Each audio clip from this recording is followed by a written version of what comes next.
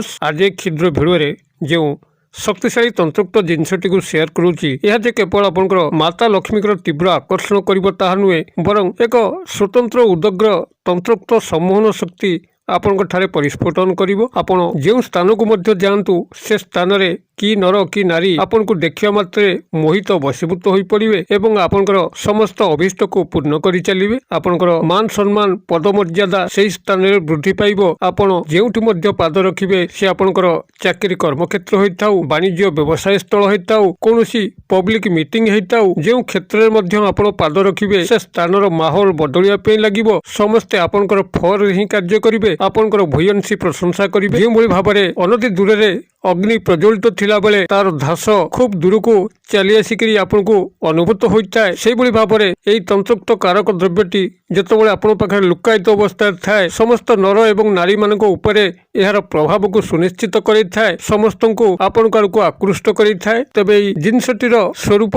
एवं प्राप्ति स्थान विषय संपूर्ण भाबरे ज्ञात होगापी भिडियो शेष पर्यंत देखु। चैनल को प्रथम बार आसते यही कंटेंट रुचि रोते चैनल कड़े थिबा लाल कलर सब्सक्राइब बटन क्लिक करी बेल आइकन क्लिक करी एवं ऑल नोटिफिकेशन उपर क्लिक करी चैनल टी को सब्सक्राइब करनी जेभली आम जिते आपण सेवार यही तंत्र मंत्र भिडियो अपलोड करूँ तार सीधा सड़क नोटिफिकेशन आपण पाखे पहुंचो और से सबको आपण सर्वाधिक देखिकी किसी ज्ञान आहरण करेंगे। तेज फ्रेंड्स एवं नजर पकड़ा शक्तिशाली तंत्रोक्त कारक द्रव्य जहाँ पाखे रखा मात्रे ही सर्वजनता नर नारी निर्विशेष आपण को आकृष्ट हेबे।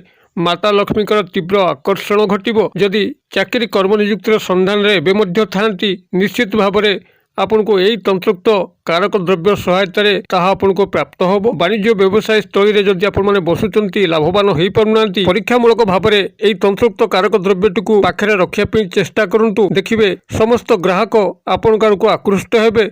आपनकर दुकान रे ही भीड़ लागिबो। आपण धन धान्य रे उन्नति करिवे। एथिसह एही तंत्रोक्त कारक द्रव्यटीर एभली प्रभाव जदि आपनकर केही सेभली शत्रु थांती जे कि आपन को सब बेले हैरान हरकत करूथांती आपनकर शारीरिक क्षयक्षति मानसिक क्षयक्षति करूथांती इज्जत नबाकू मध्य पछोनु थांती देखिबे से माने आपन ठारू खंडे दूरे रहिबे किंबा आपनकर सह मित्रता बाध्य होई करिवे। एही तंत्रोक्त कारक द्रव्य जेतेबेले आपन पाखे रहिबो आपनकर आभा एभली भावरे तेजस्क्रिय हबो। आपनकर पाखापाखि सर्वजनता आपन को आकृष्ट हेबे आपनकर वश्यता स्वीकार करिवे। एथिसह एही कारक द्रव्यटी माता लक्ष्मी को आकृष्ट करथिला बेले शुक्र ग्रह को मध्य आकृष्ट करिथाए। शुक्र ग्रह जे कि जीवन में आपनकर समस्त धन ऐश्वर्य विलास पेषण को जोगुथिला बेले स्नेह प्रेम प्रणय को मध्य आपन को जोगै थांती।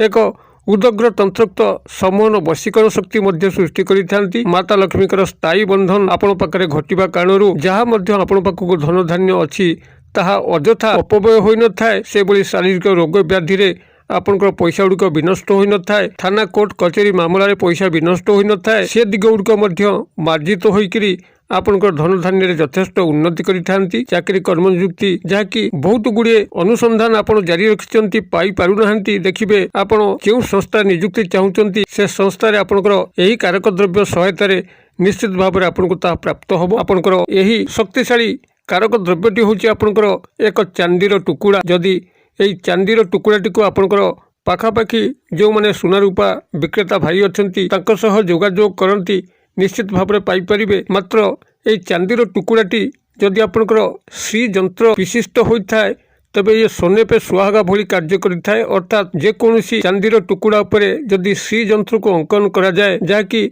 आप निजे या ऑर्डर करी सुना रूपा दुकान रे एई श्री जंत्रटी को लेखे आनी पारिबे किंबा रेडीमेड भाबरे मध्य एई चांदी टुकुड़ा उपरे श्री जंत्र पूर्व लेखाई कि मध्य विक्रय करा होउची। विशेष पैसा मध्य पड़िबो नाही। आपनक पॉकेट को सोइला बोली किछि अर्थ विनिमय रे आपण एई श्री जंत्र युक्त चांदीर टुकुड़ाटी को संग्रह करि पारिबे। तबे जेतेबेले आपण माने याकु संग्रह करूचंती ताकू प्राथमिक भाव में आनिकरी गंगा जल रे धौत करिकरी निजर पूजा घरे प्रथमे संस्थापना करंतु। ताको धूप दीप नैवेद्य को प्रदर्शन करंतु। ओं सुं शुक्राय नमः जहाँकि शुक्र ग्रहकर मंत्र अटे सेही मंत्रटी को मानसिक भाव में उच्चारित करंतु। ओं श्रीम श्रीय नमः जहाँकि माता लक्ष्मीकर मंत्र सेही मंत्र को मध्य मानसिक भाव में उच्चारित करंतु। एही भाव में पूजा घरे ताको रखिकरी नियमित पूजा अर्चना करंतु।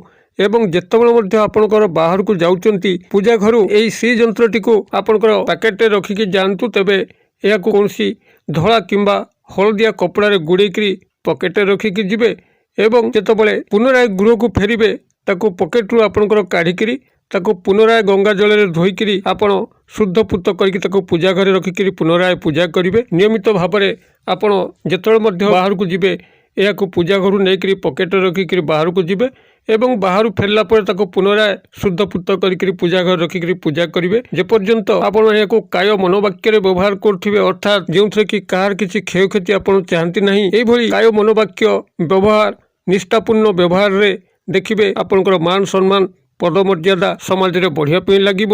ଆପଣଙ୍କ ପାଖରେ ସ୍ଥାୟୀ ଧନ, ସ୍ଥାବର ଏବଂ ଅସ୍ଥାବର ସମ୍ପତ୍ତି ମଧ୍ୟ ଠୁଳ ହେବା ପାଇଁ ଲାଗିବ। ଆପଣ ଯେଉଁ କ୍ଷେତ୍ରକୁ ଯିବେ ସେ କ୍ଷେତ୍ରରେ ଆପଣ ଭୂୟସୀ ପ୍ରଶଂସା ପାଇବେ। ଆପଣଙ୍କର କଥାକୁ ଲୋକମାନେ ଶୁଣିବେ, ଆପଣଙ୍କୁ ଅଣଦେଖା ବେଖାତିର କରିବେ ନାହିଁ। ଏକ ସ୍ୱତନ୍ତ୍ର ଶକ୍ତିଶାଳୀ ଜିନିଷ ଯାହାକି ଶ୍ରୀ ଯନ୍ତ୍ର ବିଶିଷ୍ଟ ଏହି ଚାନ୍ଦିର ଟୁକୁଡ଼ା ଆପଣମାନେ ଏହାକୁ ପାଖରୁ ସଂଗ୍ରହ କରିକିରି ସାମାନ୍ୟ ବିଧିମତେ କେବଳ ବ୍ୟବହାର କରି ଚାଲନ୍ତୁ ଏବଂ ଏହାର ଚମତ୍କାରୀ ଫଳକୁ ଲକ୍ଷ୍ୟ କରନ୍ତୁ। ଭିଡ଼ିଓଟି ଭଲ ଲାଗୁଥିଲେ ଲାଇକ୍ କରିବା ପାଇଁ ଭୁଲନ୍ତୁ ନାହିଁ।